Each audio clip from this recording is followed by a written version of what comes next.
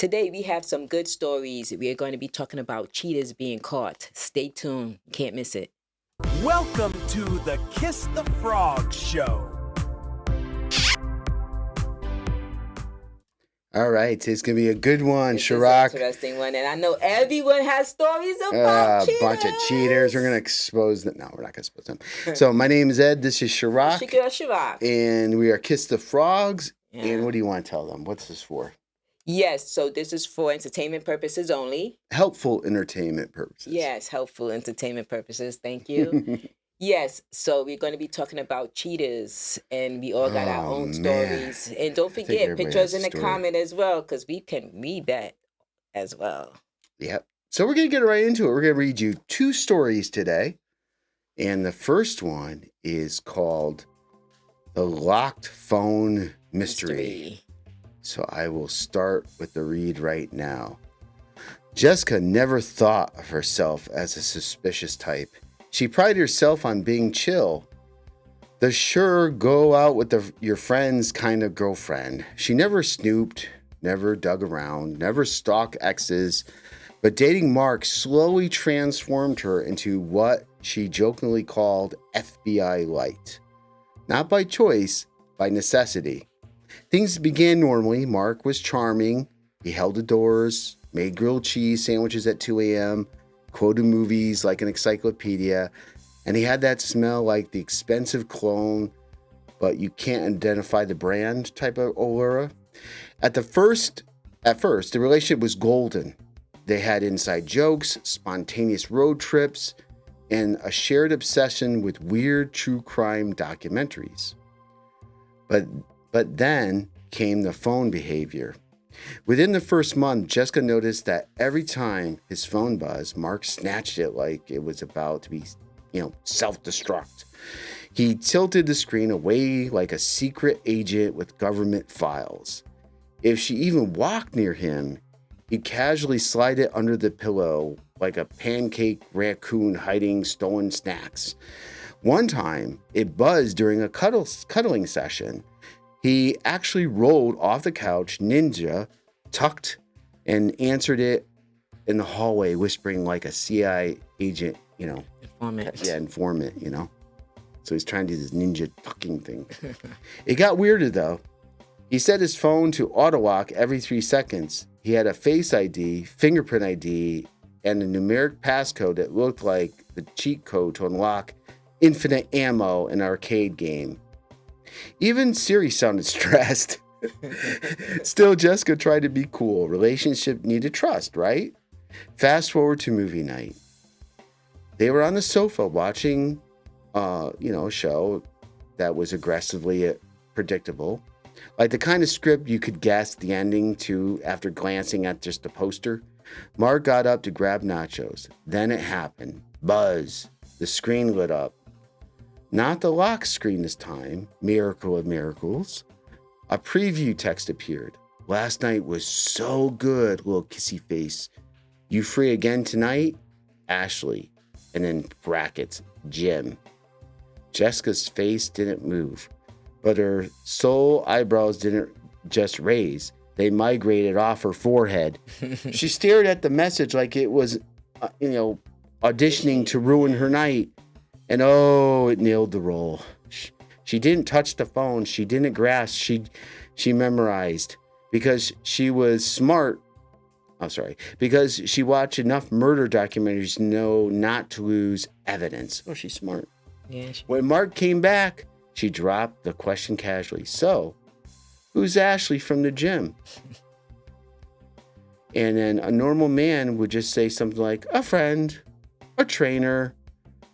Mark blessed his nervous heart, choked on a tortilla chip, and then started coughing like an old vacuum inhaling socks. I can imagine. That's good descriptive. Just a trainer recommending protein shakes. Protein shakes. Jessica filed that answer in her mentor folder labeled When Men Lie and Derail Logic. The next day, she paid a visit to the gym, not to work out, to investigate. She approached the counter with confidence of someone whose Netflix recommendations were mostly detective shows. Behind the desk stood Ashley, bubbly, 40, ponytail, bouncing like it had a personality of its own. Jessica introduced herself politely. Then she dropped a nuclear sentence. Hi, I'm Mark's girlfriend. Ashley smiled, deflated like a balloon at a cactus festival. Her eyes widened like she just saw spoilers of her favorite show. Then suddenly a plot twist unlocked. Another woman walked up, hearing the name Mark. I'm sorry, she said, confused. Did you say Mark's girlfriend? Because I am Mark's girlfriend. And there it was, the infinity gauntlet of awkwardness. 3 women formed a triangle of betrayal geometry. They started swapping dating screenshots, selfie like a group project called sorry, got wrong word. Turns out Mark was scheduling them like a dentist. Monday, Jessica. Wednesday, Jim Ashley. Friday, treadmill girl. And the new one. His calendar must look like a tournament bracket. In a move of legendary, petty brilliance, they made a group chat called Mark's Girlfriend. Then together, they typed a breakup message so unified, so poetic, NASA couldn't study it for the coordination strategies, or NASA could have, studied it for their coordination strategies, I should say. Hey, Mark, we compared notes. You're benched forever. Send, deliver, read. His reply, huh?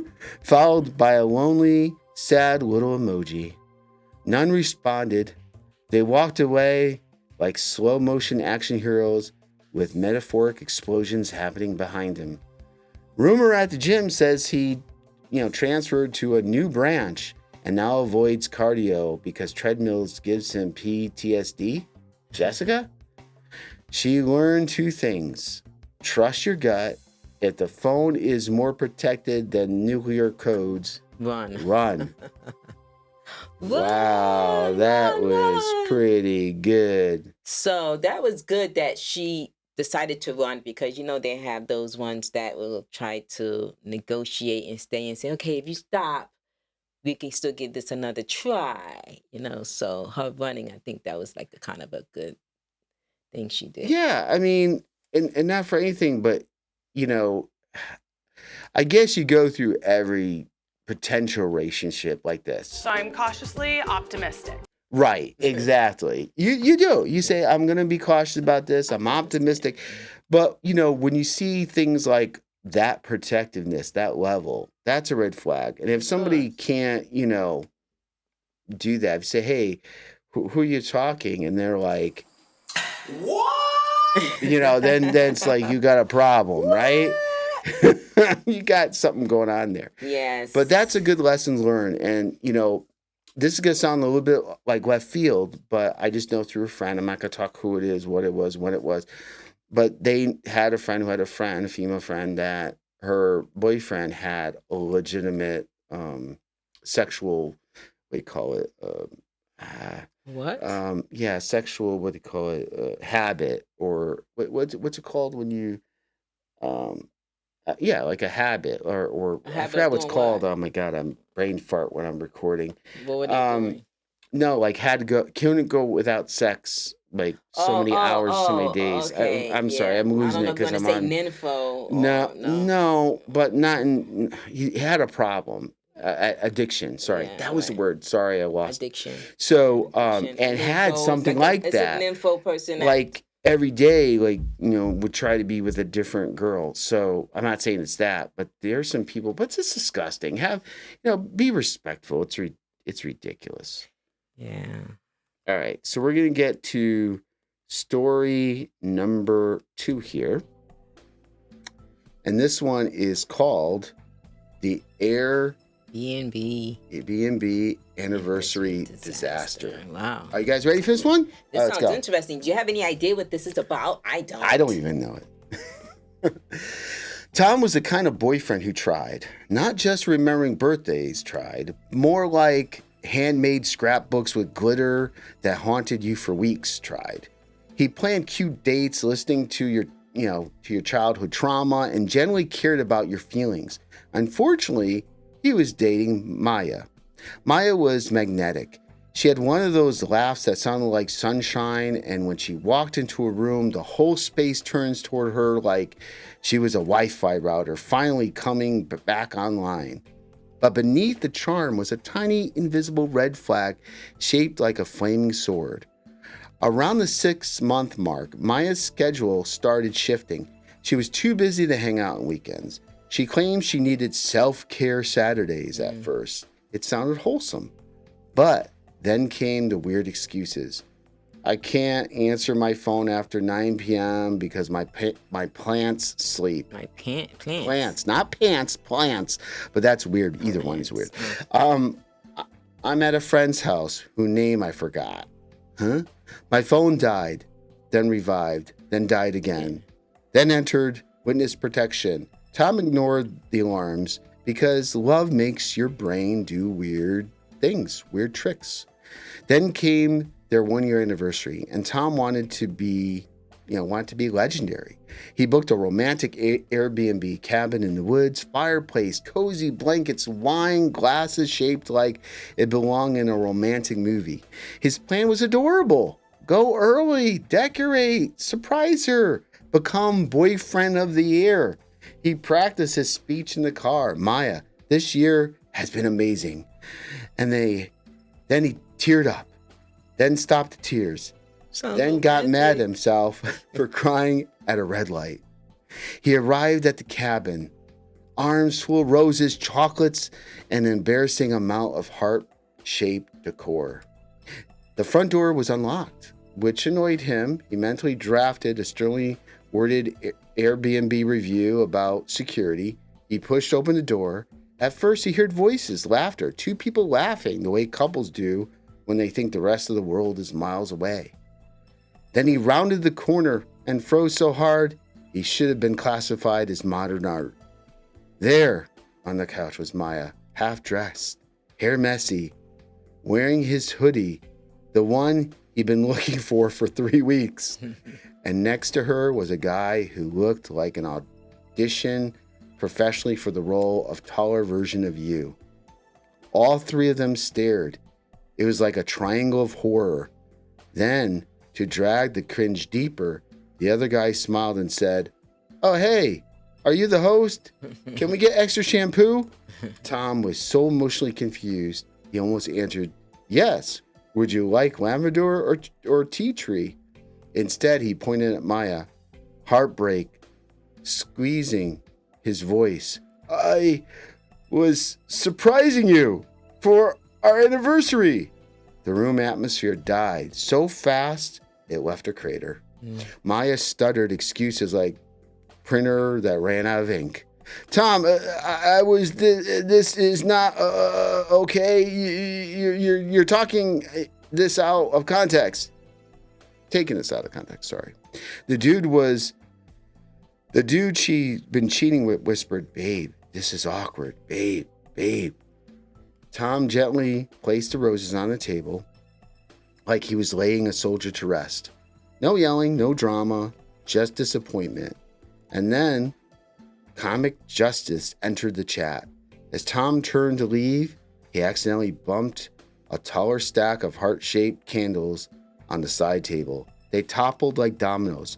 One fell into the fireplace, which was full of old ash and glitter confetti someone left from the previous guest's proposal gone wrong. Flames whooshed dramatically. Not dangerous, but loud and messy. Maya shrieked. The guy tried to stomp out the glitter flames like he was breakdancing.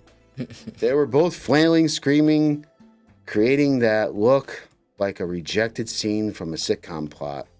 Tom calmly walked out, but he's still missing. Outside, he ran into the actual Airbnb host, pulling up. "Oh," the host said, "are you here for the rat infestation check?" "Rat infestation?" Tom blinked. "Rat what?" "Oh, yeah. Place is crawling with them. Romantic though, right?" He winked. Tom smiled slowly and sweetly. "Well," he said, "good luck in there. Justice level 6/10. But he was just warming up. Later that night, fueled by betrayal and petty divine energy, Tom went home and discovered something magical. Airbnb reviews are permanent. He wrote the most elegant Shakespeare review of all time, Love Cabin. Fireplace crackles beautifully when catching surprise cheating partners mid-cuddle. Beware of glitter. Pairs break. Well, pairs will the heartbreak. Oh, pairs with the heartbreak. Sorry. Also, lots of rats. Enjoy. 5-star for the cabin. 1 star for humility. Maya found out about it when future guests commented asking if the cabin was haunted by the ghost of bad decisions. But Tom wasn't done. Turns out Maya forgot her phone charger, sunglasses, and a notebook in his car. She asked if she could get them back. Tom said, sure. But instead, delivering them personally, he mailed them inside the box along with her items and said, a brochure titled How to Be Single Successfully, the business card for Tinder customer support, a playlist titled What Doesn't Kill You Makes You Funnier. At the bottom, P.S. I'm keeping my hoodie. Consider it breakup tax. Then karma, cherry on top. The new guy found out Maya was also seeing another dude on Tuesdays. His ego imploded. Rumors said he left the cabin early that same night and spotting a mysterious second toothbrush. Maya ended up alone, blocked, and allergic to glitter, probably psychological. Tom, he became a legendary in his friend circle. His story was told at parties, weddings, bachelor gatherings like folklore. He met someone new months later at a hardware store while buying a non-heart-shaped candle. Her name was Rachel. She actually liked his scrapbooks, something he still drives past the cabin and smiles. Oh, sometimes, sorry. Sometimes he still drives past the cabin and smiles. The host eventually renamed it the Cabin of Consequences on Airbnb. It was always fully booked. Wow. Wow, man, that is just... Oh, man, that was a long one. That was a long one. I should have made the background pictures a little longer. Sorry, guys. But anyhow, that was crazy. I give the guy props for not like making a scene, being aggressive, or the other guy too, being like, they could have, start a fight or anything like that. But that is just all right. Yeah, that one was. Get your final thoughts, Shirok. Let's hear it. That was good. This one was good about the guy, because sometimes you always hear about the woman, right? Mm-hmm. So this one is the guy's trying to be nice and gentle, and I feel sorry for him as well, because he was trying to. It seemed like he's very romantic. Yeah. Hey, maybe I'll go out with you. Just kidding. Hey, what's that? Yeah. I would say it's always really sad, regardless if it's a man or a woman, where you go above and beyond. You're doing something special. You take all this time and care, and then that happens. And I'm not going to go into, we're not here for the psychological dating stuff and dating therapy. Because sometimes women, I've heard, like the little mysterious. Sometimes and it could be the other way around too, with a man or woman, that if you're too nice or too whatever, you can get stepped on, or it's not appreciated, or it's not mysterious enough, it's not exciting enough. There needs to be a balance across the board, but I just feel so bad for this guy. And it seems like this person, Maya, and again, we're probably not the real names, obviously, but that Maya has this problem. Maybe she likes, there's some people, men or women, that just love the newness of a relationship. They like that initial spark. Exactly. And they keep wanting to repeat that over and over, but they don't want to stay in there. Exactly. I mean, it could be a lot of reasons. One thing I wish that he could have then say back and say why, Yeah. Because you really want to know if it's you, and even if it's a man or a woman, you want to say was it me? Like, if there's something I did wrong, maybe, you can. Doesn't sound like it. Sounds like exactly. It's something. But it could be her as well. But you can just, it's just sad. But just get that feedback. But then again, who knows if they're going to tell you the truth anyway. Exactly. So thank you guys for listening in and hanging in there, listening to it. And please go to kissthefrogs.com. And there is a menu item that says share your story. You could share your cheating story, your crazy dating story, love story, don't matter. Yeah, and there's a list that tells you which one you want to choose. So it definitely itemized, which is good. Yeah, and it tells you if we can use real names, not. We try not to use real names so we we're can not protect. Gonna But do that. anyhow, go in there, paste in your story, send to us, and we can put it on a future Exactly. show. And you can just do it as therapy, right? Frustration, like, oh, I just got to have this aired out. Some people like that kind of stuff. So until next time, we'll do more stories and more fun things. We'll catch you on the flip side. Kiss the frogs. Hope to see you next time on Kiss the Frogs.